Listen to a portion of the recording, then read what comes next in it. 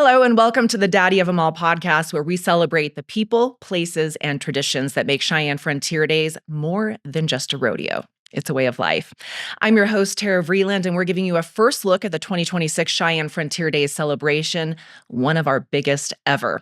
This milestone year will honor America's 250th anniversary with Day of the American West, the Year of the American Indian, and the grand opening of the Morningstar American Indian Village, all alongside the world's best rodeo action and chart-topping Frontier Nights concerts. A part of Western history, a legend walking tall.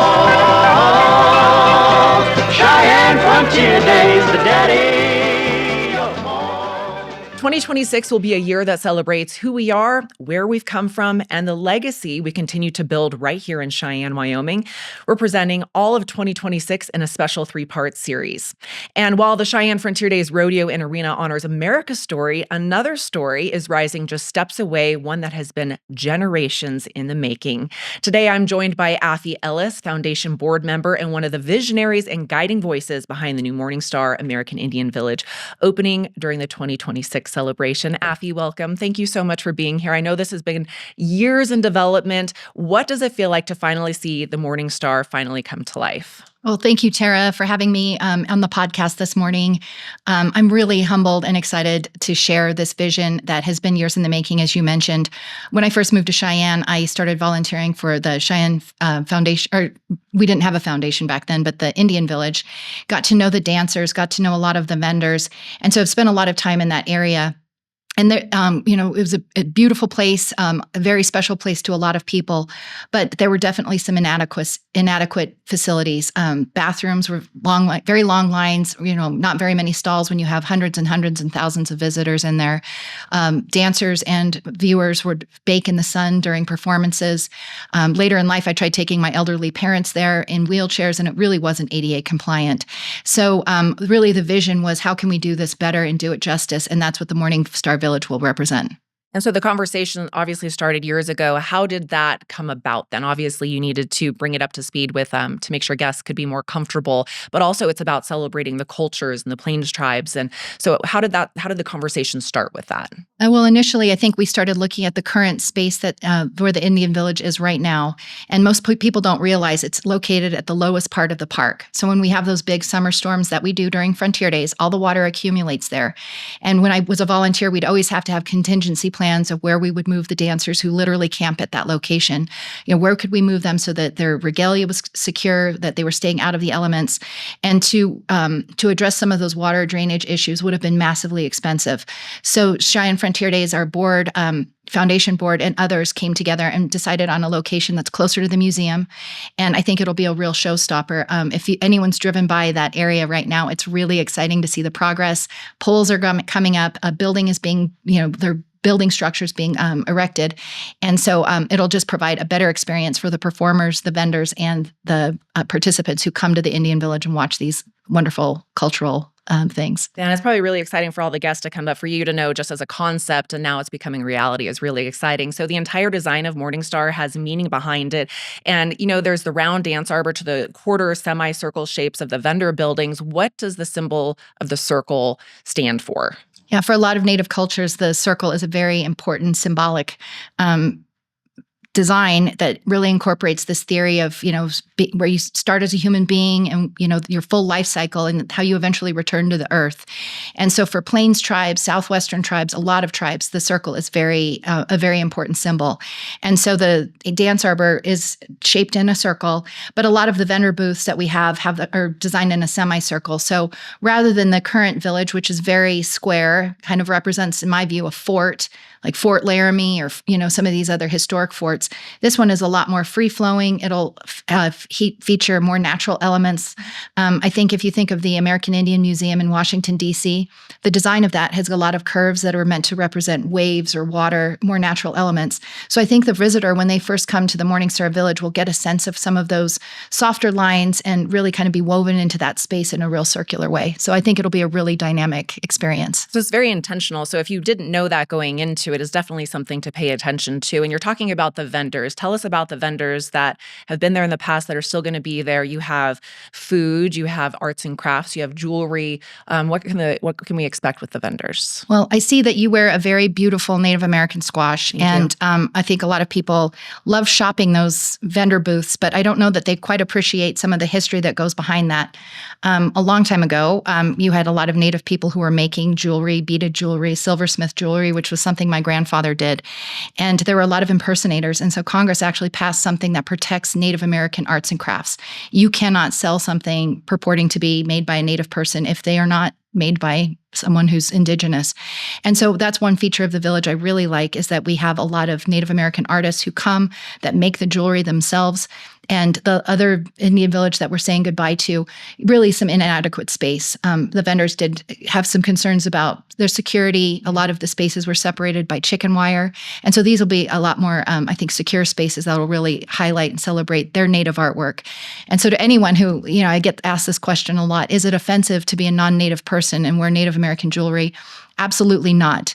That is a life source and a livelihood for a lot of Native American craftsmen, and we need people to wear those pieces and buy those pieces. So please, I'd rather please invest in a good piece and wear it a lot rather than buying something made in China. Yeah, and how special is it if you come here during the Year of the American Indian, when we also are opening the new Morningstar Village, to buy a piece from somebody here? I think the symbolism behind that is pretty special. And, just a little side quest here. It's tradition for the Miss Frontiers to have squash blossoms. So this is the one I got in 2004, and I wanted it to be a little bit different. So I went with the bear claws. So thank you for recognizing that. It's pretty special to me. And I love that it was made by an American Indian as well. And it's, speaking of symbolism, the horse and the bison, you can't talk about the West without the story of the horse and the bison. So they play such a key role in the story. So how will they be represented in the village? In the imagery in the Indian village, I think you're going to see a lot of tributes paid to primarily Plains tribes. Places in Wyoming were kind of known as the confluence of the plains, where you have mountains meeting rivers, meeting plains. And so these were natural gathering spots, places like Fort Laramie, places like Cheyenne. And the horse, symbolically was a very critical mode of transportation. Even in Navajo culture, my mom would always talk about, appreciating your horse or even your automobile as an extension of that, for, thanking it for safely getting you where you needed to go. So I think if you look at a lot of plains cultures as well, the horse not only is a mode of transportation, but really there's a strong connection between the rider and that horse, because it is a living thing. And I think most non-Indian people who admire horses and have horses understand that connection as well. So along the fence line, you'll see images of horses, and then buffalo and bison, very important symbols for a lot of Native American tribes, because it provided so much for so many Indian people. The hides, the meat, the bones, every piece of that animal was used. And so again, you'll see the bison prominently featured on a beautiful fence going around the village. And we've actually used that as a fundraising campaign. People can buy images of the horses and bison to help support some additional things that we'd like to see to make the Indian village complete.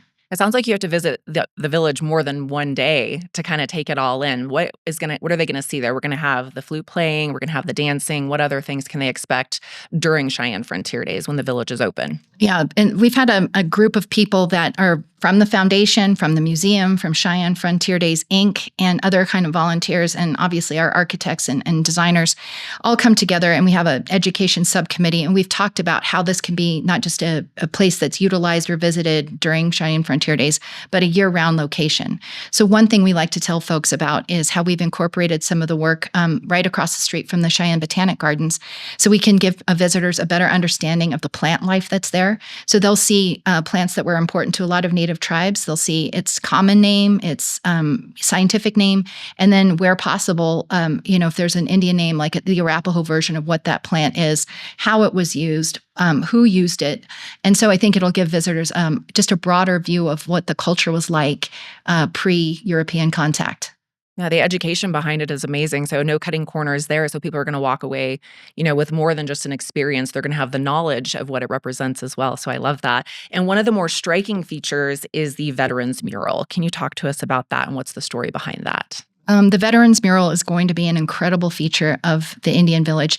I think most people are very interested to find out, if they don't already know, that Native Americans have the highest percentage of serving in the U.S. military than any other racial minority in our country. And, being a Navajo person, I think any Native person is always very proud if they have relatives who served as Navajo code talkers.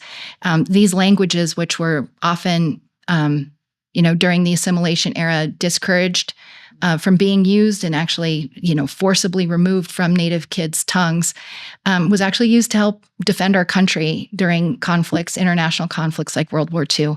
And so in addition to Navajo code talkers, I know there were, other tribes that had used and supplied their language to help us win that effort. So all that said, we have some really amazing artists who have got some great imagery, and it really just kind of pays respect to all of those military servicemen and women, and just a source of pride for our country and for the Native people that served in those conflicts. It's stunning. I think people are going to spend a little bit of time there looking at it for a while, especially if they know the history behind it. So, in addition to that, I think we're also very thoughtful of just this new generation. If you have kids or teenagers, they really like taking pictures with their phones. And so I think it'll be a neat feature for people to come visit, take pictures, celebrate that art, and include themselves in those images. It'll be awesome. Yeah. And then it's nice that we can share it via social media. So it's not just when you're there at the village, you're able to spread it far and wide just by their phones and having photos with them being a part of it, like you just said. So when the guests walk into Morning Star next July, what do you want them to feel? Excitement. This is an exciting project, and I say I'm humbled to be part of it because this certainly wasn't something I could have ever envisioned. When I had volunteered at the Indian Village, I thought about some minor improvements that could be made to that current site. Never in my wildest dreams would I have seen this permanent, beautiful structure that's being built right now. And I think that it really speaks to where we are as a community. We've seen powwow dances grow in popularity across the West. These are important cultural celebrations. And I always liked volunteering for that committee and visiting with people who said, I've never met a Native American person. I've never been to a powwow dance. What is this? And so I think if we can build on that exchange, it'll make us stronger as a state and as a community. It's very, very exciting. It's definitely going to get people talking. So, we're also celebrating the Year of the American Indian in, going alongside with the new Morning Star American Indian Village. What can people expect about the Year of the American Indian? I think most people that are familiar with Cheyenne Frontier Days know they do. Last year we had Year of the Cowgirl. This year will be the Year of the American Indian. So I think it will be a great way to kick off the opening of the Morning Star Village. In prior years, we've had celebrities like Mo Brings Plenty, who's a Native American actor who's been on the Yellowstone series and some other productions. He's attended Cheyenne Frontier Days, and I think it brings a star power to the American Indian voice. And as someone who grew up in an era where I couldn't even name a Native American actor, I think we're starting to see that list of Native American performers grow. This past year we lost Graham Greene, who was a really important Native American actor in a lot of played a lot of important roles. But to see kind of that star power coming to Cheyenne is very, very exciting. It brings it to the forefront. We did talk to Mo Brings Plenty a couple of episodes ago, and he's thrilled about the village and everything going on. And I know he has a song for the horse that he sings, and it's beautiful, and it's just really touching. And it feels like everything is very intentional with the culture. And I love that we're highlighting that because it's been such an important part of the Cheyenne Frontier Days history. Do you recall your first time coming to Cheyenne Frontier Days and the first time you went to the village? The first time I went to the Cheyenne Frontier Days Indian Village, I knew it was something I wanted to be a part of. I grew up as a Navajo person I grew up in Jackson. And it's kind of a long story, but both of my parents attended a boarding school in Utah. My dad found a job in Jackson and then eventually started his own welding shop. So for me, I was always searching for that connection. I still do a lot with my tribe, with the Navajo tribe, but the friends I've made through the Indian Village, Sandra Ironcloud and her family, I've literally watched my children grow up with her grandchildren.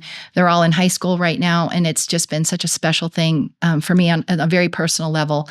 And I don't know if folks always appreciate the commitment they make to come to Cheyenne year in, year out, to perform not only at the village, but at pancake breakfasts, to be part of the parade, to be part of the rodeo grand entry.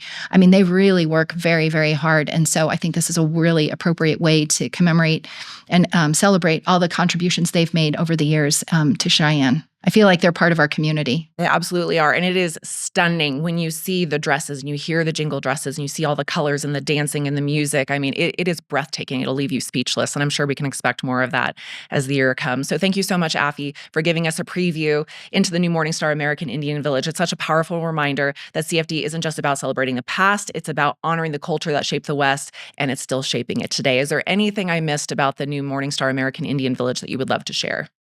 That's it. Thanks. All right. Thank you. We'll see you in July. Well, 2026 will be a celebration like no other. America's 250th, the Day of the American West, the Year of the American Indian, the Morningstar American Indian Village, and Frontier Nights headliners lighting up the summer. Thank you so much for joining us for the special 3-part series.